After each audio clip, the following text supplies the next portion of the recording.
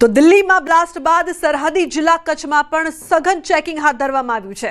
પશ્ચિમ કચ્છ એસઓજી દ્વારા ભુજ શહેરની હોટલ અને લોજમાં તપાસ હાથ ધરવામાં આવી છે। તપાસમાં સામે આવ્યું છે કે એક હોટલમાં કાશ્મીરના કુપવાડાનો પરિવાર રોકાયો હતો। તેમની પૂછપરછમાં સામે આવ્યું કે કાશ્મીરમાં બરફવર્ષા શરૂ થતા રોજગાર માટે તેઓ વિવિધ રાજ્યોમાં જતા હોય છે।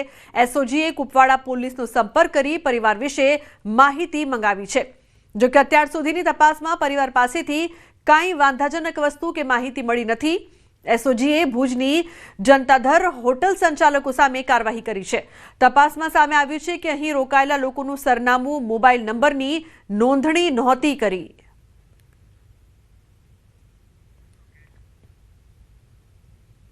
હોટલમાંથી 2 કાશ્મીરી યુવક, એક મહિલા તથા 3 બાળકો મળી આવેલ હતા અને જેમના રહેણાંકના રજીસ્ટ્રેશન બાબતે પૂછપરછ કરતા તેમણે માત્ર એક વ્યક્તિનું રજીસ્ટ્રેશન કરેલું હતું। બીજા કોઈના આઈડી પુરાવા કે કંઈ માહિતી લીધેલ હતી નહીં। એટલે જે શંકા ઉદ્ભવે એવી પરિસ્થિતિનું નિર્માણ થતાં અમે તાત્કાલિક હોટલ માલિક તથા જે કાશ્મીરી પરિવાર જે હતો તે લોકોને એસઓજી ખાતે લેતા આવેલ અને હોટલ સંચાલક વિરુદ્ધ અમે ગુનો દાખલ કરેલ છે। તો પીએમજેએવાયમાં યોજના અંતર્ગત ગેરરીતિ આચરતી હોસ્પિટલો સામે રાજ્યના આરોગ્ય મંત્રી શ્રી પ્રફુલ્લ પાનસેરિયાએ કડક કાર્યવાહી કરી છે।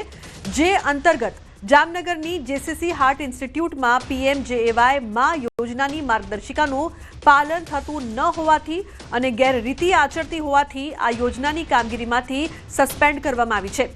આ હોસ્પિટલને કુલ 105 કાર્ડિયાક પ્રોસિજરમાં ગેરરીતિ બદલ ₹6 લાખથી વધુનો દંડ પણ કરવામાં આવ્યો છે। આ અંગે આરોગ્ય મંત્રી શ્રી પ્રફુલ્લ પાનસેરિયાએ જણાવ્યું હતું કે રાજ્ય સરકાર આરોગ્ય સેવાઓને વધુ સુચારુ, પારદર્શક અને લોકહિતકારી બનાવવા સતત પ્રયત્નશીલ છે।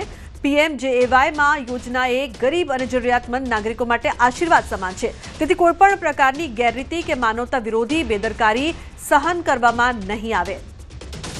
તો મોટી કાર્યવાહી કરવામાં આવી છે આરોગ્ય વિભાગ દ્વારા। જે પ્રકારથી આ યોજના અંતર્ગત જામનગરની જેસીસી હાર્ટ ઇન્સ્ટિટ્યૂટ હોસ્પિટલમાં બેદરકારી કરવામાં આવી, ગેરરીતિ આચરવામાં આવી, તે બદલ પ્રફુલ્લ પાનસેરિયા દ્વારા કડક કાર્યવાહી કરવામાં આવી છે।